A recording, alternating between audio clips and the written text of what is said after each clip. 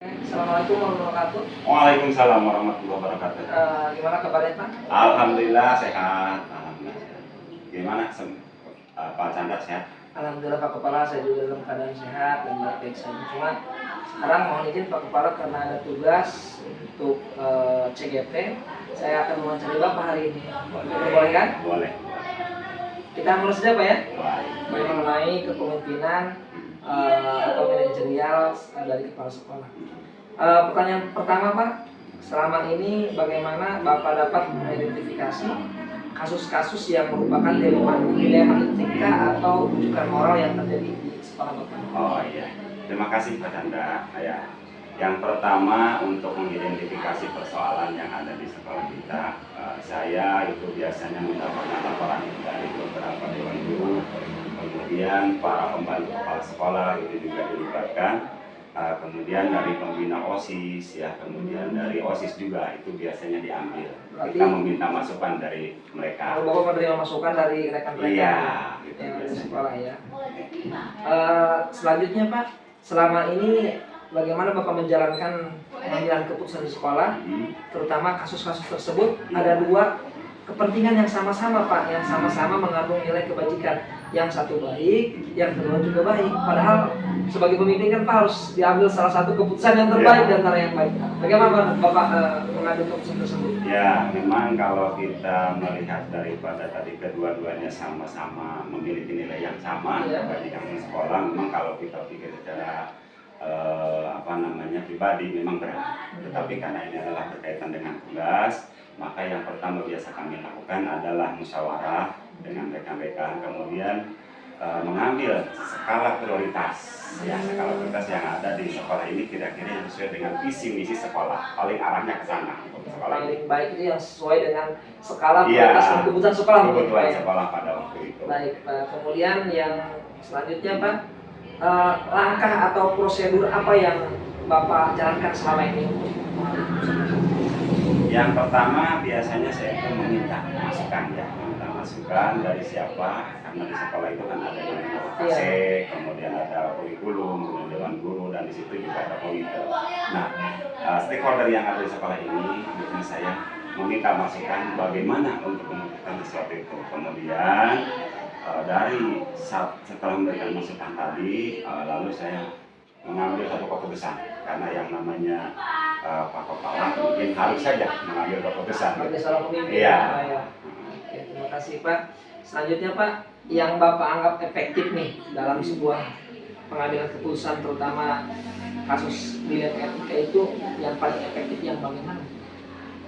Menurut saya selama ini yang dilakukan di sekolah ini itu biasanya pertama adalah kita musyawarah dulu. Setelah musyawarah kita dengar pendapat ya, kemudian mengambil kesimpulan. Nah, kesimpulan itu diambil berdasarkan karena sekolah itu punya cita-cita yang namanya visi misi sekolah dan skala prioritas, itu biasa yang diutamakan.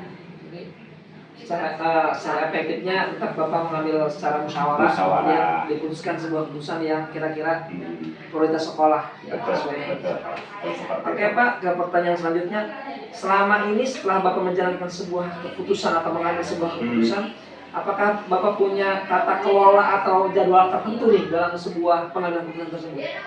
Oh, kalau tata kelola kemudian jadwal tentu tidak ada. Kita mengambil spontan saja. Pada waktu itu benar ada kejadian, kita meminta masukan dari rekan-rekan seperti yang saya katakan tadi.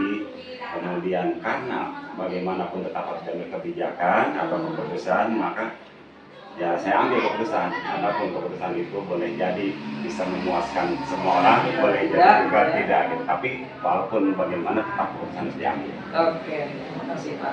Kemudian yang selama ini apakah ada faktor gitu, atau orang-orang tertentu nih yang bisa membantu Bapak dalam mengambil sebuah keputusan? Ada faktor itu, diantaranya adalah faktor lingkungan sekolah. Sekolah kami alhamdulillah semua bekerja sama, dewan guru yang ada di sini juga bekerja sama, kemudian bersama komite. Jadi faktor-faktor itulah yang bisa mendukung terhadap saya untuk mengambil keputusan. Yang terakhir Pak nih, dari semua hal yang Bapak sampaikan, kira-kira pembelajaran apa yang Bapak dapat petik dari pengalaman yang sudah Bapak ambil keputusan untuk tersebut? Pelajarannya apa? Yang pertama memang seorang pemimpin tetap harus mengambil keputusan ya, walaupun tadi sudah saya katakan di awal apakah itu bisa memuaskan atau tidak. Yang paling berat kita rasakan adalah ketika dua persoalan ini sama-sama memiliki nilai yang sama di dalam satu etik tadi, tetapi tetap harus diambil keputusan dengan cara pertama yang saya ambil itu biasanya para wakasek, kemudian komite sekolah dilibatkan di dalam hal itu. Jadi banyak hal yang Bapak dapat ambil ya dari pembelajaran pengambilan sebab yang paling mengesankan atau berpengalaman di dalam keputusan itu tadi kalau dua persoalan ini adalah sama-sama memiliki nilai yang sama ya, tetapi tetap walaupun bagaimana harus diambil keputusan gitu ya. Terima kasih Pak atas waktunya. Terima kasih ya. Sama-sama. Mudah-mudahan nanti ke depan kita bisa berdiskusi kembali. Assalamualaikum. Waalaikumsalam warahmatullahi wabarakatuh. Assalamualaikum warahmatullahi wabarakatuh. Waalaikumsalam warahmatullahi wabarakatuh. Gimana kabarnya Bu Kumar? Alhamdulillah Kak Chandra sehat. Bagaimana kabar Kak Chandra? Alhamdulillah Bu. Hari ini saya sehat, makanya saya pertama mungkin kesini ingin bersilaturahmi lagi. Dan saya mau ucapkan terima kasih atas penerimaannya nih. Sama-sama. Semangat Kak Chandra. Iya. Mudah-mudahan tetap semangat menjalankan tugas-tugas TGP ini.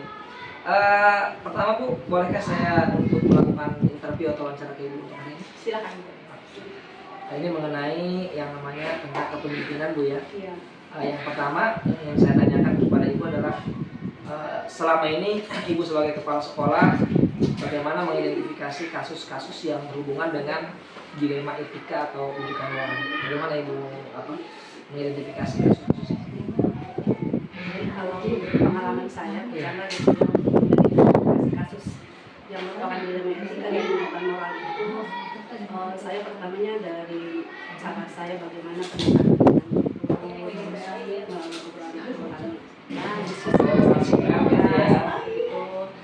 situ kita masalahnya awalnya gimana, seperti apa gitu. Nanti kita bisa tahu langsung keputusan itu ya dari diskusi dengan rekan-rekan yang ada di sekolah, masukan dari mereka itu bagaimana kita bisa mengambil keputusan. Jadi sejauh ini yang Ibu lakukan untuk mengidentifikasi dengan pendekatan personal maupun diskusi-diskusi dengan guru-guru ya. Oke Bu, selanjutnya Ibu menjalankan mengambil keputusan itu terutama di kasus-kasus yang punya kepentingan sama gitu, dulunya punya kepentingan dan mengandung nilai-nilai kebajikan yang sama.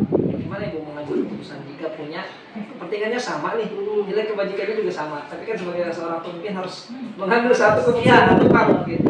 Bagaimana Ibu itu? Itu yang memang pengalaman paling banyak ditemui di sekolah menurut saya gitu ya. Berat kali ya. Memang keputusannya sama-sama benar, sama-sama penting, tapi kita harus mengambil salah satu. Maksudnya mengambil keputusan yang benar-benar memang itu sangat penting dari kepentingan yang lain, itu penting sekali. Tapi memang itu harus dijalankan. Tapi terkadang kita akan melibatkan itu kebanyakan melibatkan perasaan cara ya. Jadi ketika kita mengambil keputusan yang ini memang harus, ini harus, tapi ada lagi yang muncul itu perasaan. Bagaimana ya kalau ini tidak dijalankan, misalkan kepada siswa ya. Kalau misalkan ada siswa, misalkan yang bagaimana nih ada guru-guru mengajukan anak tersebut bagaimana ini karena anak ini misalkan belum lancar membaca, belum lancar menulis. Sebenarnya kalau dalam aturan kan itu maksudnya tidak bisa naik, tapi dalam bagaimana kalau tidak dinaikkan anak ini pasti berhenti sekolah, takutnya dia berhenti sekolah, terus sehingga putus sekolah jadinya kan udah kalau keputusannya ya udah naikkan aja, insya Allah nanti untuk masalah baca dan tulis kita olah lagi, kita berikan ekstra lagi pembelajarannya di kelas 2. Oke. Memang pengambil keputusan Ibu sangat baik kayaknya ya. Dengan apa ya, dengan berbagai pertimbangan gitu. Iya. Karena betul anak itu kalau kita tadi kata Ibu tidak naik kan pasti dia akan berhenti sekolah itu. Jadi banyak pikiran belakang yang harus bagaimana nih kalau tidak dinaikkan Pasti berhenti sekolah. anak-anak kan mau mudah-mudahan kan biasanya kalau mau pembelajaran itu misalnya ya mungkin di kelas kelas 1 anak itu tidak lancar membaca benar, tapi di kelas 2 kadang-kadang bisa ada perubahan. Oke, Bu. Pertanyaan selanjutnya, Bu, langkah-langkah atau prosedur apa yang dijalankan ketika pengambilan keputusan tersebut? Untuk langkah-langkah seperti tadi yang sudah dijelaskan bahwa kita melakukan secara personal, diskusi juga, gitu ya. Terus kadang kita di hal lain juga ada di soal komite, gitu, Iya. seperti itu. Seperti itu. Jadi banyak referensi yang dilakukan Iya. dari Ibu, dari komite. Hanya satu gitu. Mungkin dari para kepala yang lain juga Ya, yang punya mungkin pengalaman dari ya. kepala yang pernah di Iya. sini gitu, bagaimana seperti itu. Oke. Selanjutnya, Bu, hal apa saja yang Ibu anggap efektif di dalam pengambilan keputusan pada kasus-kasus ini? Hal yang dianggap efektif dalam pengambilan yaitu ya berarti ketika kita mengambil keputusan Harus mencari skala prioritas mungkin, ya, Bu, ya. dari yang paling penting maksudnya apa nih?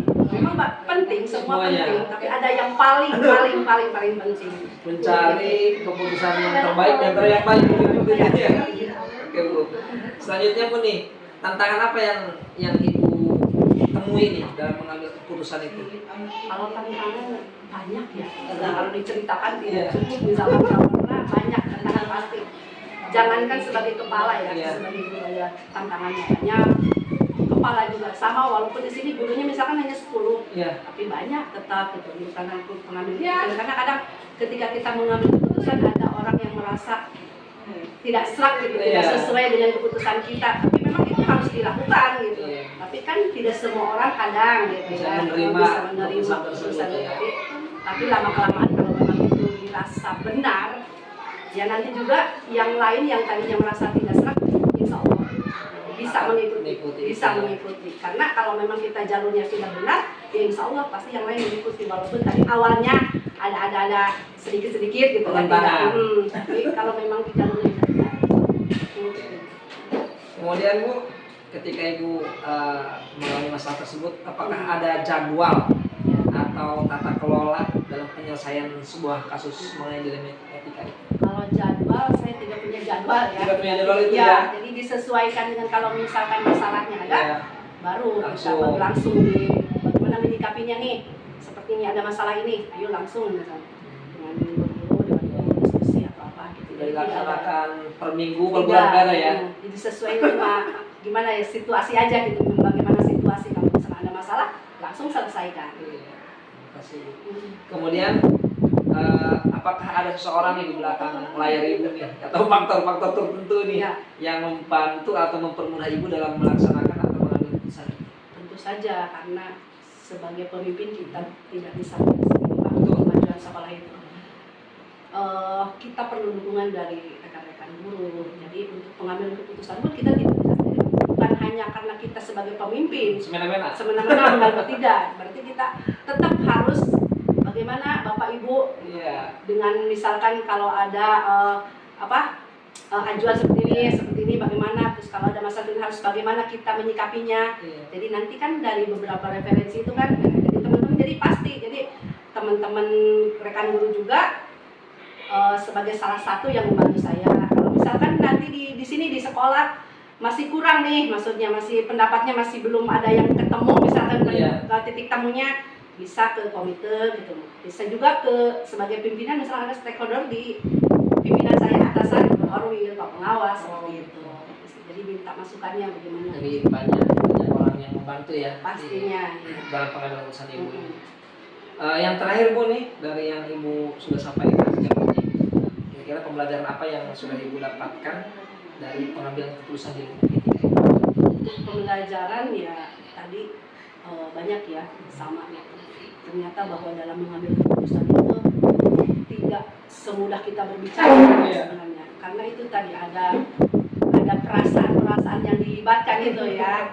Rasa kasihan, gitu ya ya. itu rasa kasihan, terus Keadilan, gitu ya. gimana ini ketika ini jadi banyak pertimbangannya gitu. Tapi memang harus ada keputusan, walaupun nanti ketika dipas mengambil keputusan tadi seperti di awal ada yang tidak Cocok. cocok, terus tidak tadi Pak maksudnya bukan ini nih yang aku mau, tapi gitu ya. Memang ketika sudah dijalani ya tetap mereka menerima berdasarkan dari keputusannya yang tepat seperti itu.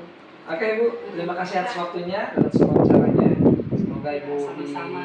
dimudahkan rezekinya dan diberi kesehatan. Mohon maaf apabila maksudnya apa yang sudah saya sampaikan tidak sesuai dengan harapan Pak Chandra. Mudah-mudahan tapi ini sebagai kita pembelajaran aja ya Pak ya. Ya, awal kita lah bersilaturahmi di sini. Iya. Terima kasih Bu ya. Iya, Assalamualaikum.